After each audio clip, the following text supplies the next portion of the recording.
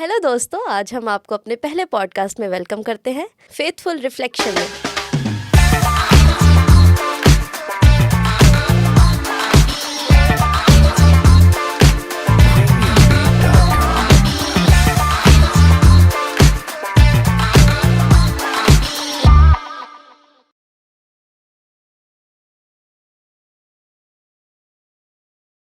तो आज हम बात करेंगे पर्सनल ग्रोथ और सेल्फ डिस्कवरी पे। तो इसके बारे में योएल, आपका क्या ख्याल है?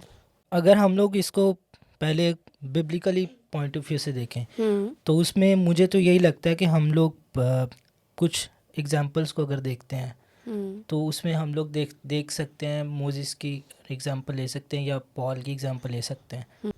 तो इसमें हमें तो यही बताया जाता है कि वो लोग ईमान के हीरोज़ हैं और हमें यही बिब्लिकली भी हम लोग देखते हैं। लेकिन अगर हम लोग उसको एक और पॉइंट ऑफ व्यू से देखें तो उसमें हम लोग ये देखते हैं कि उनकी ज़िंदगी सेल्फ डाउट से भरी हुई है और इतने ज़्यादा चैलेंजेस उनको फेस करने पड़े।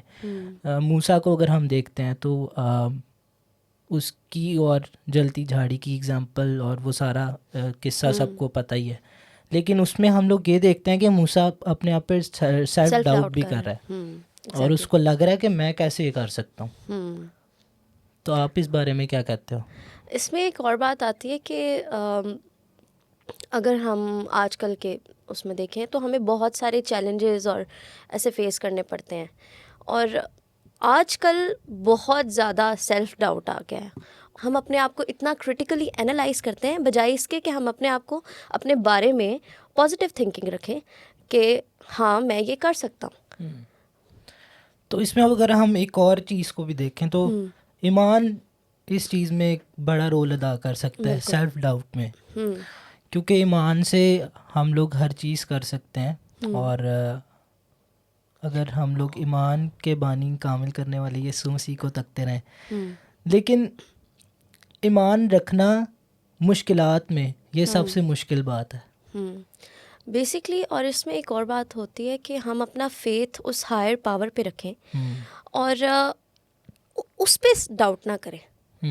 हम समझें कि मतलब वो हमारे साथ है। अगर जब हमारा खुदा पे डाउट आ जाता है तो वो हमारे लिए और ज़्यादा जो है वो हम अपने लिए मुश्किलात जो है वो ज़्यादा बढ़ा रहे होते हैं। तो फेथफुल रहना और मतलब एक फेथफुल रिफ्लेक्शन जैसा हमारा वो भी है, पॉडकास्ट का नाम है, लेकिन उसमें इम्पॉर्टेंट है कि खुदा हमारी ज़िंदगी की चीज़ों को कंट्रोल करे और हम अपना भरोसा हम अपना ईमान जो है वो खुदा पे रखें। बेसिकली देखें कि पर्सनल ग्रोथ और सेल्फ डिस्कवरी है क्या। तो हम अगर एग्जांपल लेते हैं पौलुस रसूल की, तो मतलब एक वो परसिक्यूशन करने वाला और मतलब उसकी लाइफ में एक बहुत ड्रास्टिक चेंज आया था, एक ड्रामेटिक चेंज आया था। और हम अगर उसको रेजोनेट करें आजकल के दौर से, और अगर हम देखें कि कोई शख्स है या अगर वो अपनी पर्सनल ग्रोथ करना चाहता है या अपने आप को डिस्कवर करना चाहता है कि बेसिकली वो है कौन, उसकी ज़िंदगी का मकसद क्या है, तो एक हम लोग इस चीज़ को एक स्टेप नहीं लेते कि हम अपने आप को डिस्कवर कर सकें। हम कहते हैं जो जैसा चल रहा है वो वैसा चलता रहे और हम जो है बस आलसी बना आ जाता आलसी, लेजीनेस बहुत ज़्यादा है एक तो ये है कि हम लोग अपनी ज़िंदगी में चेंज को एक्सेप्ट नहीं करते। सबसे इम्पॉर्टेंट चीज़ है कि हम चेंजेस को एक्सेप्ट करें अपनी ज़िंदगी में। अगर कोई चैलेंजेस आते हैं और उसके ज़रिए से हम क्या, उस एक्सपीरियंस से हम लोग क्या गेन कर रहे हैं, क्या एक इंसाइट गेन कर रहे हैं अपने बारे में, और हम क्या डिस्कवर कर रहे हैं अपने न्यू टैलेंट्स को या अपनी यूनिकनेस को क्या डिस्कवर कर रहे हैं कि हम किस तरह से उस चीज़ से कोप अप करते हैं। और जिस तरह से वो एग्ज़ाम्पल हम ले रहे हैं और इन्हीं एग्ज़ाम्पल्स को हम अगर फेथफुली बिब्लिकली अगर हम लेकर अपने आप को, क्योंकि हम जो है being a Christian faithful person, हम लोगों को चाहिए कि हम लोग बिब्लिकली जो है अपनी ज़िंदगी को भी बसर करें। तो अगर हम लोग इसमें कुछ पॉइंट्स देखें जो मैंने कुछ नोट किए हुए हैं, तो उसमें पहला पॉइंट यही आता है कि सीक गॉड। तो इसमें आपका क्या पर्सपेक्टिव है, क्या आप इसको कैसे देखते हो? हम लोग कैसे खुदा को जान सकते हैं, या खुदा की कैसे हम लोग गाइडेंस ले सकते हैं सेल्फ डिस्कवरी में? इसमें ये हो सकता है कि हम अपना रिलेशनशिप देखें खुदा के साथ, कि हम कितने उसके कुर्बत में हैं और हमारी प्रेयर लाइफ कैसी है। क्योंकि बहुत बार ऐसे होता है कि हम बहुत ज़्यादा दुआ को इतनी अहमियत नहीं देते। हम कहते हैं कि बस हमें बहुत नॉलेज है बाइबल के बारे में और हमें पता है कि हम बहुत थोड़े स्कॉलर हैं लेकिन हम इम्पोर्टेंस नहीं देते कि हम खुदा के साथ क्या गुफ्तगू कर रहे हैं। और रिलेशनशिप बहुत ज़्यादा इम्पोर्टेंट है। और अगर आपका रिलेशनशिप खुदा के साथ उतना करीबी नहीं है ना, तो मतलब आप उन चीज़ों को प्रायोरिटाइज नहीं कर सकते जो खुदा का प्लान है आपकी ज़िंदगी में। मतलब इसमें हम ये भी देख सकते हैं कि अगर आपका रिलेशनशिप नहीं है किसी से भी नहीं है तो आप उसको प्रायोरिटी नहीं देते, पहली बात। और दूसरी बात, मुश्किलात में आप उसको अपने साथ भी नहीं बुला सकते। आपको फिर सपोर्ट भी, क्योंकि आपने कैसे बात ही नहीं की उनसे कभी। आपको फिर सपोर्ट भी कैसे मिलेगा? बिल्कुल बिल्कुल बिल्कुल। तो ये है। तो दूसरा पॉइंट अगर हम लोग देखें तो मुश्किलात में ग्रोथ को एक्सेप्ट करना, इसके बारे में क्या? लेकिन हमें चाहिए कि अगर कोई भी ऐसे ट्रायल्स आते हैं, ऐसे मुश्किलात आती हैं, चैलेंजेस आते हैं, तो हम उनको एज अ ग्रोथ अपॉर्चुनिटी देखें और उससे उस चीज़ से सीखें कि हम बेसिकली नया क्या उस चीज़ से सीख रहे हैं और उसको हम अपनी पर्सनल ग्रोथ में ऐड करें। और फिर नेक्स्ट टाइम अगर कोई ऐसा एक्सपीरियंस आता है तो हम उसको बेटर वे में कर सकते हैं। मेरा इनसाइट यही है कि जब तक आप मुश्किलात में नहीं जाते, ठीक है, जब तक आपको कंफर्ट जोन से बाहर नहीं निकाला जाता, बिल्कुल, तब तक आप कुछ सीख नहीं सकते। और अपने आप को सेल्फ डिस्कवर, आप किसी मुश्किल में जाएंगे नहीं, आपको कैसे पता कि आप उस मुश्किल में क्या रिएक्ट करेंगे। बिल्कुल बिल्कुल। आपको रिएक्शन ही नहीं, आप गए ही नहीं, तो फिर आपको कैसे पता होगा। और अगर हम लोग इसमें एक और चीज़ देखें तो मुझे जहाँ तक लगता है और जहाँ तक मैंने देखा है, बाइबल में भी पढ़ते हैं हम लोग और बाकी रोज़मर्रा की ज़िंदगी में भी अगर हम देखते हैं तो आपका जितना बड़ा पर्पस होता है, आपको उतने ज़्यादा चैलेंजेस आते हैं। बिल्कुल, एग्जैक्टली ऐसे ही है। उसके बाद हमारे पास आ जाता है कि मतलब एक थर्ड पॉइंट इसमें आ जाता है कि क्योंकि हर इंसान एक यूनिक कैपेबिलिटीज़ रखता है या एक यूनिक उसके गिफ्ट्स हैं जो खुदा ने उसको दिए हैं।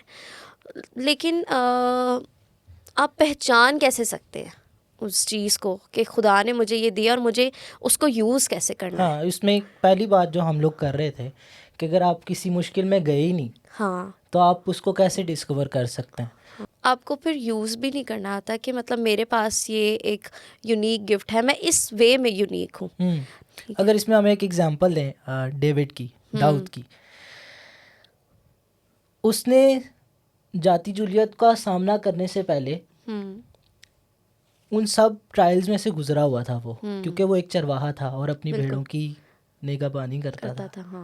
तो उसको रीछ से भी लड़ना पड़ता था, उसको शेर से भी लड़ना पड़ता था। तो खुदा उसको उन तमाम मुश्किलात में से गुजार रहा था एक बड़े पर्पस में उसको इस्तेमाल करने के लिए। बिल्कुल। तो हम लोग इसमें, मैंने जो इसमें एक बात सीखी कि खुदा कभी भी आपको आपकी बसात से ज़्यादा आजमाता नहीं है, ठीक है, जितना आप ले सकते हो, क्योंकि खुदा को पता है आप कितना ले सकते हैं। तो इसमें हम लोग ये देख सकते हैं कि खुदा आपको ज़्यादा आजमाता नहीं है, ठीक है, लेकिन आजमाइश आना ज़रूरी है, ठीक है। और दाऊद की एग्ज़ाम्पल जो हमने देखी है, उसका एक बड़ा मकसद था और खुदा उसको तैयार कर रहा था। तो मतलब एक अगर इसमें मैं पॉइंट रखूं तो उसमें हम एक ये भी पॉइंट देख सकते हैं कि एक्सेप्ट क्यों नहीं कर पाते हम। उसमें मेरे लिहाज से जो बात आती है, कल्चर का प्रेशर बहुत ज़्यादा है और सोसाइटी का प्रेशर बहुत ज़्यादा।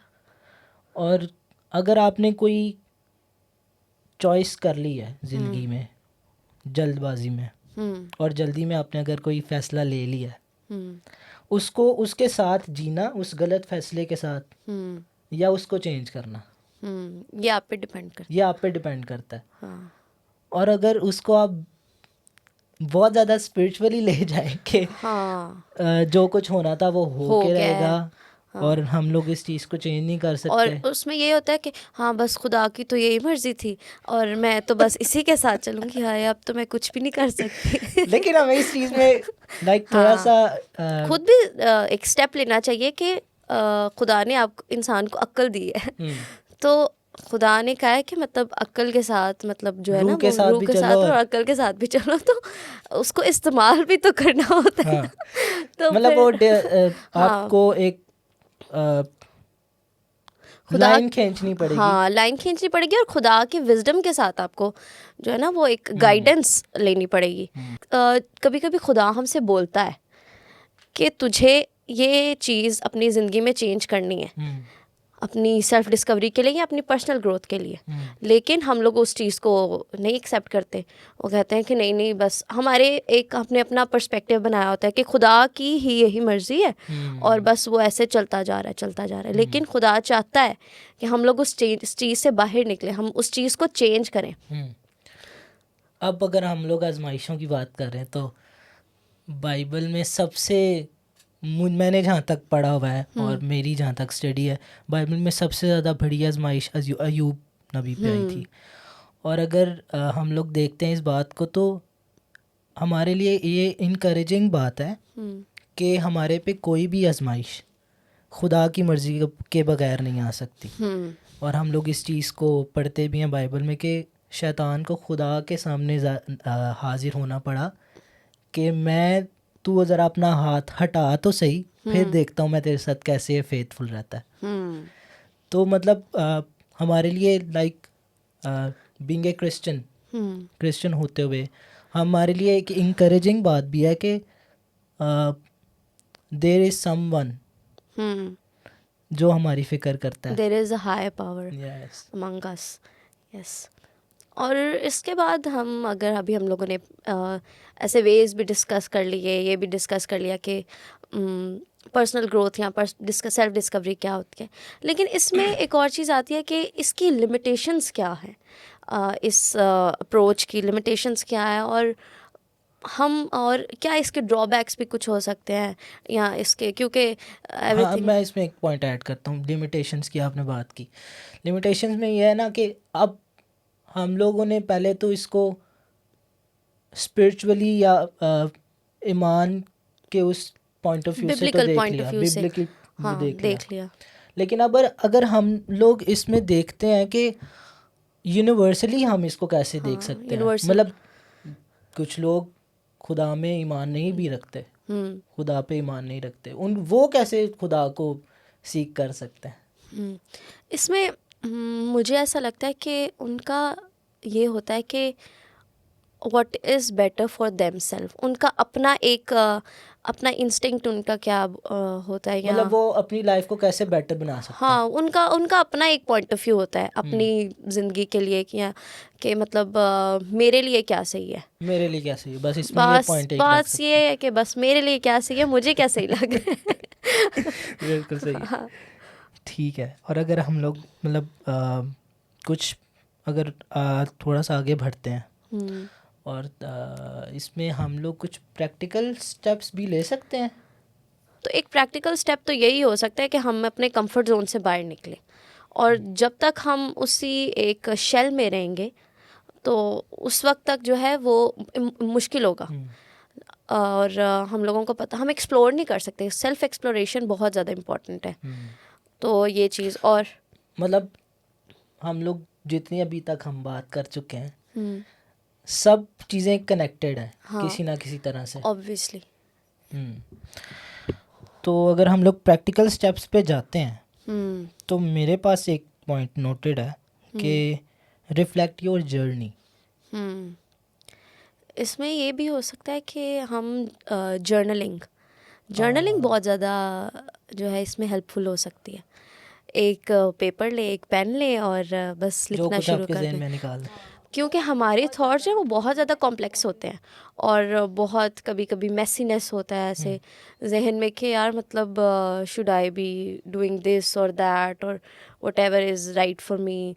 तो उस कॉम्प्लेक्सिटी से बाहर निकलने के लिए जर्नलिंग बहुत ज़्यादा एक हेल्पफुल हो सकती है कि बस या तो आप जो लैपटॉप पे लिख सकते हैं, फ़ोन पे आप नोट्स बनाते हैं ना वो, या पेपर पेन लें और लिखना शुरू कर दें। लेकिन कभी कभी ये भी होता है कि कुछ लोगों को ये भी नहीं समझ आती कि हम लिखें क्या, स्टार्ट कहाँ से करें। लेकिन उसका यह है कि बस जो भी बेशक इनकम्प्लीट चीज़ें हों, बस लिखना शुरू कर दें और वो जब आपके थॉट्स आपके सामने आते हैं फिर आपको पता चलता है कि हाँ ये चीज़ें हुई हैं और इनसे मैंने क्या सीखा है और खुदा ने मुझे कहाँ कहाँ सपोर्ट किया है। और खुदा की एक सपोर्ट को खुदा के सपोर्ट को देखें कि खुदा कहाँ कहाँ उसने आपकी ज़िंदगी में मदद फ्राहम की है। और मतलब इसमें हम 2 सेक्शंस बना सकते हैं, हाँ, स्ट्रेंथ्स और वीकनेसेस भी। लेकिन एक और बात है कि कभी कभी ना हम वो उसको डिफरेंस नहीं कर सकते, मुश्किल होता है क्योंकि हम अपने थॉट्स को जब हम एक्सप्लेन भी नहीं कर सकते, जब हम उस चीज़ को एक्सप्लेन नहीं कर सकते तो हम उसको लिख कैसे सकते हैं। तो वो अगर इनकम्प्लीट कुछ भी चीज़ें आ रही हैं, जो भी थॉट्स माइंड में आ रहे हैं, बस लिखें उसको और ये बहुत ज़्यादा हेल्प करता है। और उसके बाद एक और पॉइंट आता है, थर्ड पॉइंट, कि हम जो है हमारी इनकरेजमेंट के लिए हम किन लोगों को अपने सराउंड रखते हैं, हमारा रिलेशनशिप जो है अपनी फैमिली, फ्रेंड्स या हमारे इंटीमेट रिलेशनशिप्स वो किस तरह के हैं, वो ज़्यादा टॉक्सिक तो नहीं है, या हमारी उनके साथ एक रिलेशनशिप बॉन्ड कैसा है। अगर टॉक्सिक लोग हैं आपकी ज़िंदगी में और आपको पता भी है कि वो टॉक्सिक हैं, हाँ, उनके साथ रहना ज़रूरी है। एक बात वही है कि हम ड्रास्टिक चेंजेस से जो है ना बहुत ज़्यादा डरते हैं और हम कहते हैं कि हाय अगर तो मैंने अपने इस दोस्त को छोड़ दिया तो मैं तो बात ही होती हाय मैं तो मर जाऊंगा। बात यहाँ पे। लेकिन change is very important in life. हमारी जो सराउंडिंग होती है वो हमें बहुत ज़्यादा इन्फ्लुएंस करती है, हमारी थिंकिंग में, हमारी थॉट्स में, या हम किस तरह से बिहेव करते हैं, इन सब चीज़ों में भी। तो और एक और बात है कि कुछ भी अगर आप एक रिलेशनशिप आप बना रहे हैं, एक बॉन्ड क्रिएट हो रहा है, तो वो कुछ भी ऐसे नहीं हो जाता। एक अच्छा रिलेशनशिप बनाने के लिए भी आपको you have to work upon it, और आपको एक मुसलसल कोशिश करते रहना चाहिए कि आप किस तरह से बेहतर बना सकते हैं। अगर आप अपने माँ बाप के साथ भी अपना एक रिलेशनशिप जो है वो, क्योंकि आजकल मैंने एक बात बहुत ज़्यादा नोटिस किया कि हमारे माँ बाप के साथ ना हमारा एक फ्रेंडली रिलेशनशिप होना बहुत ज़्यादा इम्पॉर्टेंट है। एक ईज़ ऑफ कम्युनिकेशन बहुत इम्पॉर्टेंट है। अगर ईज़ ऑफ कम्युनिकेशन नहीं है तो जब तक हम अपनी फैमिली में अपने माँ बाप के साथ, अपने बहन भाइयों के साथ जो है वो ईज़िली बात नहीं कर सकेंगे, अपने इमोशंस एक्सप्रेस नहीं कर सकेंगे, तो फिर तो हम अंदर अंदर घुटते जाएंगे और फिर हम बस डिप्रेशन का शिकार। और इसीलिए तो आजकल ज़्यादा बस वो सोशल मीडिया पे फ्रेंडशिप्स और ये सब कुछ बहुत ज़्यादा इन हो गया, और वो अपने इमोशंस जो है ना वो फिर उनके साथ शेयर करते हैं, और वो बहुत ज़्यादा एक डेंजरस बात भी हो सकती है, क्योंकि आपको नहीं पता कि अगला बंदा आपको किस तरह से, क्योंकि आजकल जजमेंटल नेचर भी बहुत ज़्यादा लोगों की, तो आपको पता नहीं है कि वो किस तरह से आपको किस पर्सपेक्टिव से आपको लेगा वो बंदा। मतलब इसमें ये एक बात है कि हम लोगों को, जो हमारे इर्द गिर्द लोग हैं, उनको थोड़ा कंफर्ट जोन देने की ज़रूरत है कि वो हमसे शेयर कर सकें। क्योंकि हम अगर यंग वंस की बात कर रहे हैं तो यंग वंस के लिए सबसे ज़्यादा इम्पॉर्टेंट बात यह है कि वो अपने पेरेंट्स के साथ ईज़ ऑफ कम्युनिकेशन रखें, एक फ्रेंडली कम्युनिकेशन पेरेंट्स को भी चाहिए, क्योंकि कई बार पेरेंट्स जो हैं वो बहुत ज़्यादा स्ट्रिक्ट हो जाते हैं।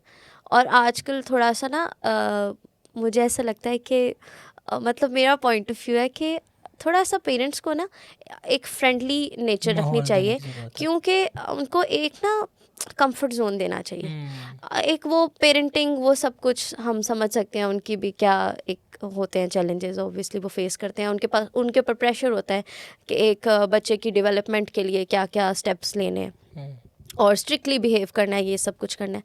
लेकिन अगर आप बच्चे के साथ बहुत ज़्यादा स्ट्रिक्टली बिहेव करते रहेंगे ना, एक चाइल्ड और पेरेंट का रिलेशनशिप, तो वो फिर बच्चा जो है ना वो अपने माँ बाप के साथ तो वो कभी भी एक कुछ उसको जो चीज़ फील कर रहा है या वो किसी मुश्किल से गुजरा है वो शेयर नहीं करेगा। तो ये आपके सराउंडिंग्स, आपके पेरेंट्स, आपके फ्रेंड्स, ये सब कुछ बहुत ज़्यादा इम्पॉर्टेंट है कि वो आपको इनकरेज करें।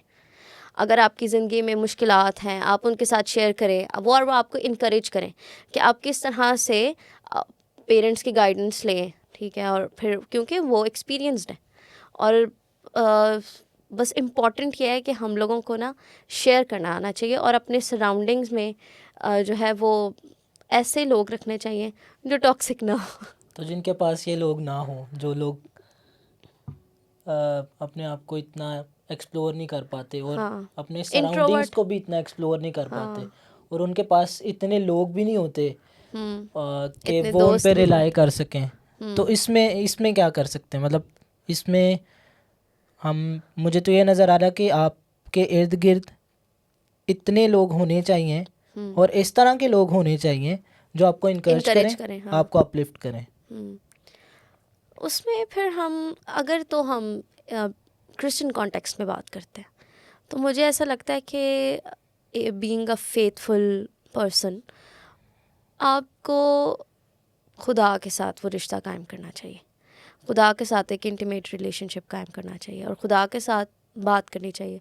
आप नहीं रखें दुनिया पे भरोसा या इंसानों पे भरोसा, आपको चाहिए कि आप खुदा के साथ बात करें। लेकिन अगर हम यूनिवर्सली उसको बात करें, अगर कोई ऐसा इंसान है जो खुदा पे यकीन ही नहीं रखता, तो उसमें फिर मुझे ऐसा लगता है कि शैतान को ना हम एक फिर मौका दे देते हैं कि वो आए और हमारे थॉट्स को मैनिपुलेट करें। तो मतलब इसमें एक पॉइंट हम ये रख सकते हैं कि खुदा पे ईमान रखना ज़रूरी है। ऑब्वियसली वो तो बहुत ज़्यादा इम्पोर्टेंट है। और आजकल मतलब हमारे क्रिश्चियन जो यूथ है ना, उसमें सबसे ज़्यादा यही एक चीज़ जो है वो लैक कर रही है कि बस वो ना हर चीज़ अपने ओन पे करना चाहते हैं, अपने ओन पे। और एक और चीज़ हम लोग अगर देखें तो वो दुनियावी चीज़ों को ज़्यादा इम्पोर्टेंस देते हैं। ज़्यादा इम्पोर्टेंस देते हैं और कोशिश करते हैं कि उन चीज़ों को ज़्यादा हासिल किया जाए। बस वो वर्ल्डली अचीवमेंट्स पे ज़्यादा फोकस करते हैं ना, वो ये नहीं चाह रहे कि खुदा का प्लान क्या है उनकी ज़िंदगी के लिए। और ये इस चीज़ को जानना कि बेसिकली खुदा ने आपको अगर बनाया है तो उसका कोई मकसद है, अपनी ज़िंदगी के मकसद को जानना जो है वो बहुत ज़्यादा इम्पोर्टेंट है। तो अगर हम इस सारी चीज़ को सम अप करें तो हम लोगों ने इसमें कैसे खुदा के साथ अपने रिलेशनशिप कायम करना है वो ज़रूरी है। दुआ उसमें आ जाती है, खुदा के साथ वक्त गुजारना आ जाता है, बाइबल रीडिंग आ जाती है। तो इसमें हम लोग इस चीज़ को ऐसे सम अप करेंगे कि खुदा को जाने, ठीक है, और आपके पास जो गिफ्ट्स हैं उनको सेलिब्रेट करें, और आपके पास ऐसा सपोर्ट सिस्टम होना चाहिए और आपको उसके लिए कोशिश करनी पड़ेगी। ऐसे लोग आपको ढूंढने पड़ेंगे जिसमें आपको सपोर्ट मिले, इनकरेजमेंट मिले। और उम्मीद करते हैं कि आपको आज की पॉडकास्ट में सेल्फ डिस्कवरी और पर्सनल ग्रोथ के बारे में कुछ ना कुछ हम दे सकें। तब तक के लिए आप सब अपना ख्याल रखिए। खुदा हाफिज़।